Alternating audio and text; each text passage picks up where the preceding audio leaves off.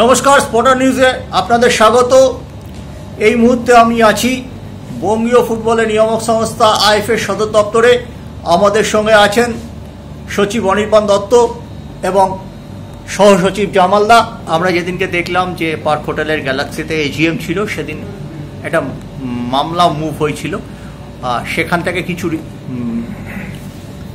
নির্দেশ বা অন্তর্বর্তী নির্দেশ বলুন কিছু একটা এসেছিল। তারপরেও গভর্নিং বডির মিটিং ডাকা হয়েছে 6 তারিখে এবং সেটা নিয়ে আজকে আবার একটা মুভমেন্ট হয়েছে হাইকোর্টে। পুরো ব্যাপারটা যদি একটু আমাদের গুছিয়ে বলেন। আমি বলছি একটুটাই দিলাম।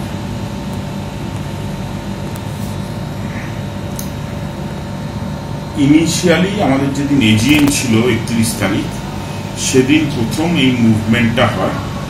ওরা সকালবেলা কোর্টে গেছিল ইনজাংশন নেয়ার জন্য। কোর্ট থেকে ওদের ইনজাংশন রিফিউজ করে, মানে অ্যানুয়াল মিটিং এর ওপর। হ্যাঁ, এবং যেটা জানিয়েছে কোর্ট, আমি সেটা পরে বলে দিচ্ছি। That after hearing the said application, his lordship was pleased to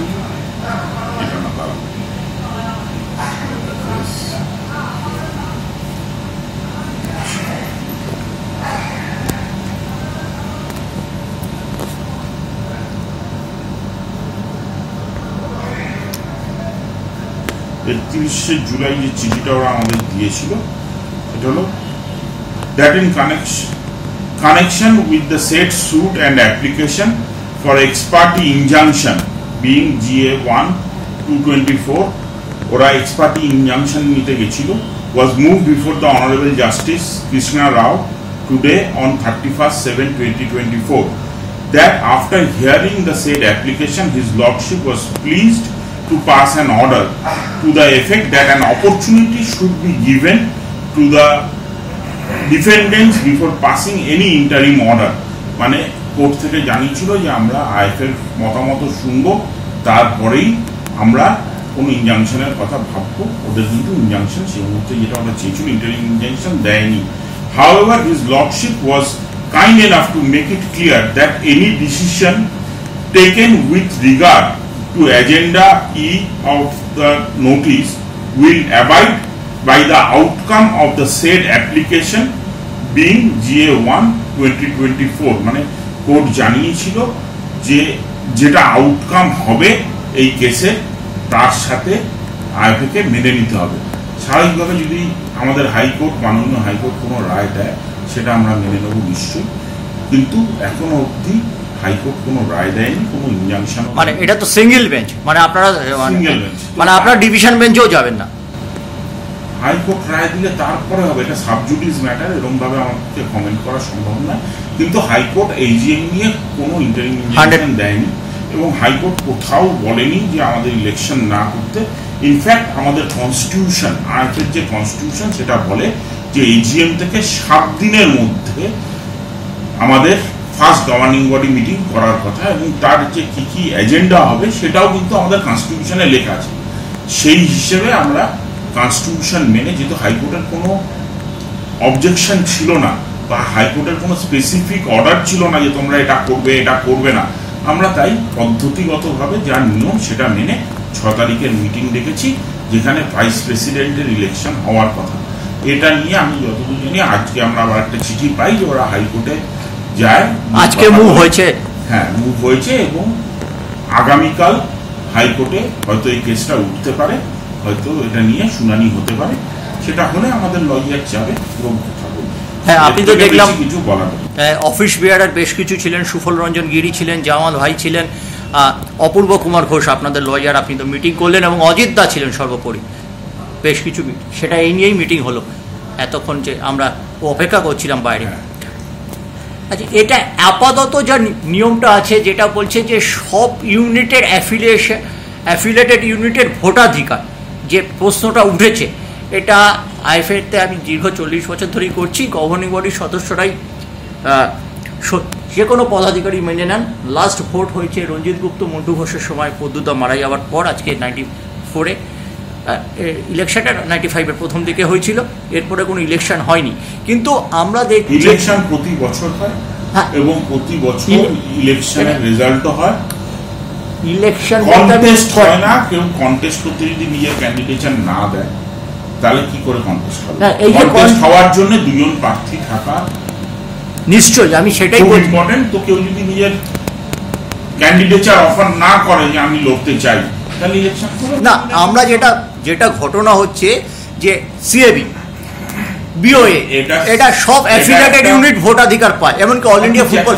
কিন্তু আইএফএতে এই নিয়মটা নেই। এটা যেমন প্রশ্ন উঠছে, আপনারা কি সংবিধান সংশোধন করার কথা ভাবছেন? বা সব ইউনিট ম্যাটার, আচ্ছা, এটা নিয়ে আমি কোনো কমেন্ট করবো না। কোর্ট যা রায় দেবে সেটার ভিত্তিতে আমরা কথাবার্তা বলব। এক আর দুই হলো, আমাদের দেশেও ইলেকশনটা 2 টায়ারে হয়, যেখানে এমএলএরা ইলেক্টেড হয়, তারা আবার নির্বাচন করে। তো এটা কোর্ট কি রায় দেবে সেটা কোর্ট জানে। কোর্টের রায় পেলে তখন এটা নিয়ে কমেন্ট করবো। কোনো সাবজুডিস ম্যাটার নিয়ে বেশি কথা বলা উচিত না, তাই এটা নিয়ে আমি কোনো কমেন্ট করতে চাই। আপনি আর কি বিধানসভার এমএলএদের রায় যেটা রাজ্যসভার যায় সেই ব্যাপারটা উদাহরণ হিসেবে রাখলেন। আচ্ছা, এই মুহূর্তে আইএফএর চলতি নিয়ম হিসেবে গভর্নিং বডির সদস্যরাই পদাধিকারে বেছে নেওয়ার অধিকারী। গভর্নিং বডিতে এই মেম্বার ছাড়া, সাধারণ মেম্বার ছাড়াও পদাধিকারী যারা আছেন তারাও গভর্নিং বডির মেম্বার। এখানে আর একটা প্রশ্ন উঠে আসছে, আমরা হাইকোর্টে ছিলাম, একটা প্রশ্ন উঠে আসছে যে বাই রোটেশনে 4 বছরের বেশি গভর্নিং বডিতে আসা যায় না। এটাই আইএফএর রীতি, নিয়ম বলছি না। কিন্তু দেখা যাচ্ছে তবে যারা পদাধিকারী আছেন তারা তো প্রত্যেক বছরই ঘুরে ফিরে আসছেন গভর্নিং বডিতে। তবে এইটা কি ব্যাপার? আমি ঠিক এই জায়গাটা নিয়ে একটা প্রশ্ন, যেরকম আজকে চেয়ারম্যান এবং সভাপতি দীর্ঘদিন ধরে আছেন, এর আগে উৎপল গাঙ্গুলিও ছিলেন। যেটা হয় হলো প্রতি বছর গভর্নিং বডি ইলেকশন হয়, সেটা ইউনানিমাস হয়, কেউ দাঁড়ায় না, ডিভিশন ওয়াইজ হয়। আমি আবার ডিভিশন ওয়াইজ ইলেকশন হয়, সেখানে যদি কেউ কন্টেস্ট করতে চায় তারা কন্টেস্ট করতে পারে। এবার ইন জেনারেল ইউনানিমাসই হয় ইলেকশন, কেউ ক্যান্ডিডেচার অফার করে না। তো কন্টেস্ট না করলে স্বাভাবিকভাবে আমাদের পক্ষে ইলেকশন করা সম্ভব নয়, কারণ সর্বসম্মত মতে যেটা হবে সেটাই আসে 100%। এবং এছাড়া আপনি যেটা বলছেন যে জিবিতে অফিস বেয়ারারদের ভোটিং রাইট বা জিবি মেম্বারশিপ, এটার আইনটা হলো আমাদের কনস্টিটিউশনে বলা আছে যারা অফিস বেয়ারার হবে তাদের জিবিতে ভোটিং রাইট থাকবে। তো যেটা কনস্টিটিউশনে আছে সেটাই ফলো করা হয়। প্রত্যেকটা GB member is a elected member. আপনারা একাধিকবার মিটিং অ্যাটেন্ড করেছেন, আপনারা দেখবেন কেউ না কেউ নাম প্রপোজ করে, কেউ সেকেন্ড করে, তার উপরে গিয়ে ইলেকশন হয়। যদি দ্বিতীয় ক্যান্ডিডেট থাকে সেক্ষেত্রে ব্যালট বক্স থাকে, ভোটের ব্যবস্থা থাকে। কন্টেস্ট হয় না বলে সেটা হয় না, এবং কন্টেস্ট করা থেকে কেউ কাউকে আটকায় না। আপনারা তো ভাইস প্রেসিডেন্ট ইলেকশন ডেকেছেন, এইখানে আমরা দেখেছি যে এজিএস হলো যখন, তখন একটা মিক্সড ব্যাক সিস্টেম ছিল, কাউকে রিটেন করেছেন আবার নতুন মুখও এনেছেন। ভাইস প্রেসিডেন্ট ইলেকশন যখন রয়েছে, এই আপনার কি চিন্তা ভাবনা? কোনো চিন্তা ভাবনা নেই, যেটা হবে সেটা আমরা কাজে করতে। এবং আমরা দেখেছি যে ময়দানের সাথে যুক্ত 4 জন শীর্ষকর্তার মোটামুটি একটা আলোচনায় বসেছিলেন, সেই আলোচনার ভিত্তিতেই এজিএসদের মনোনীত হয়েছিলেন, বিনা প্রতিদ্বন্দ্বিতায় তারা জিতেছিলেন। এবারও কি সেরকমই ওই 4 শীর্ষকর্তা সর্বসম্মিলিতভাবে যে নাম করার অধিকার সবার আছে?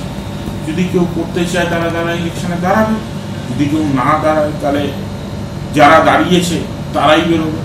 এবার ক্যান্ডিডেচার কি কি হবে সেটা কালকের আগে বলা সম্ভব না। কালকে যদি কেউ ক্যান্ডিডেট দেয় তাহলে সেখানে ইলেকশন হবে, না দিলে হবে না। যারা দাঁড়াবে তারা বেরিয়ে যাবে। আর যদি আমাদের ভাইস প্রেসিডেন্টের 3টে সিট আছে, সেখানে যদি 4 জন নাম দেয় তাহলেই কন্টেস্ট হবে, যদি 3 জন নাম দেয় কোনো কন্টেস্ট নেই। না, এইখানে যেখানে নাম দেওয়ার ব্যাপারটা আছে না, আপনাদের যে 4 জন ময়দানের বিশিষ্ট কর্মকর্তা আছেন এই মুহূর্তে, যারা এজিএস এর প্যানেল ঠিক করেছিলেন, সেই মিটিংটা সেইভাবেই কি চলবে ভাইস প্রেসিডেন্ট ইলেকশনটাও? আমি বুঝতে পারছি না আপনি কি বলছেন। আপনাদের এখান থেকেই ময়দানে 4 জন বিশিষ্ট কর্মকর্তা বসে এজিএস এর প্যানেল, এরকম কোনো কর্মকর্তা বসে এজিএস এর প্যানেল ঠিক করেছে? ময়দানের বিশিষ্ট কর্মকর্তা বলতে আপনি কাদের কথা বলছেন আমার বোঝা সম্ভব না। সর্বসম্মতভাবে যাদের যাদের নাম এসেছিল এবং সেখানে যথেষ্ট মাত্রায় জিবি প্রেজেন্ট ছিল, আমার মনে হয় জিবি অ্যাটেন্ডেন্স সবচেয়ে ফ্যান্টাস্টিক দ্যাট ডে। তারা যাদেরকে গত গভর্নিং বডিতে সবচেয়ে বেশি সদস্য ওই দিনই উপস্থিত ছিলেন, এটা এবং তারা সবাই মিলে যাকে বেছে নিয়েছে তারাই অ্যাসিস্ট্যান্ট সেক্রেটারি করছে। অনেক ধন্যবাদ।